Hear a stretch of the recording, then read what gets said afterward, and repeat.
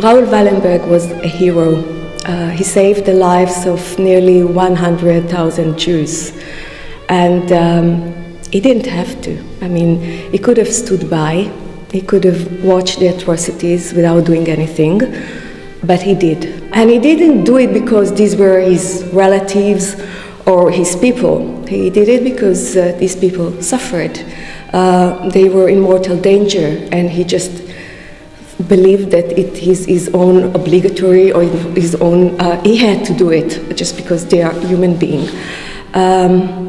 So these amazing stories is something that you would expect to find in books, in fiction, in novels, but Raoul Wallenberg was flesh and blood. He was a real person. Raoul Wallenberg was like any one of us. So any one of us can be Raoul Wallenberg, meaning that any one of us can stand up for what he believes, and in dark times maybe he should stand up for what he believes and cherish the same values. His life ended in a way that you wouldn't expect. I mean, that seems like not the right way to end his story. Yes, it's not a novel, it's not a fiction, so this is reality.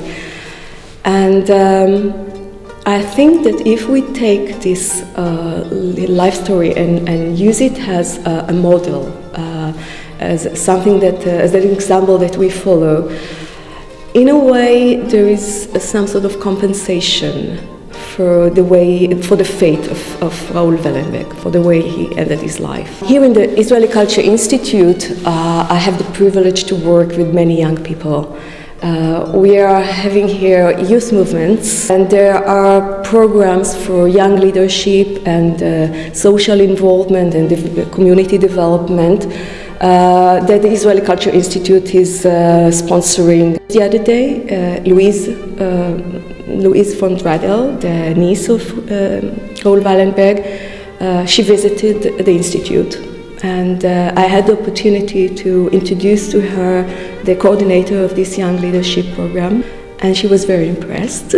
And so she suggested that they will work together on a program that will work to take the example of Raoul Wallenberg as a leader for this program, for these young participants of the leadership program. We are also for the 2012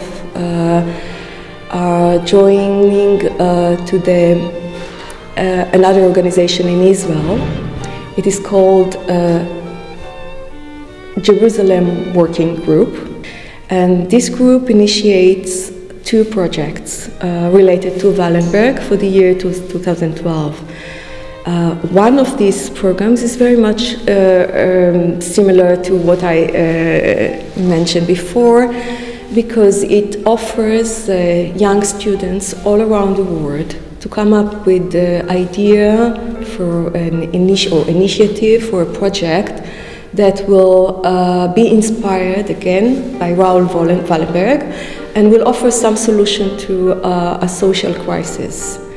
And this is a contest, and the winner of the contest will be awarded with a nice amount of money, so that he would be able to also implement his ideas. The other project that this group initiates is an art program.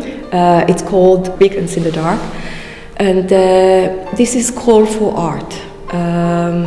We will ask students in high school to draw pictures inspired, related to the Wallenberg life story. During summer 2012, around the date of his birth, we are going to display a selection of these pictures. The Israeli pictures will be displayed here in the Institute, in this hall, and the Hungarian one are going to be displayed in the Jewish Museum in Budapest. So, yes, I do believe that Raoul Wallenberg can be still of great inspiration for young generation. It's only up to us, the educators, erase the interest, and with interesting and inspiring programs.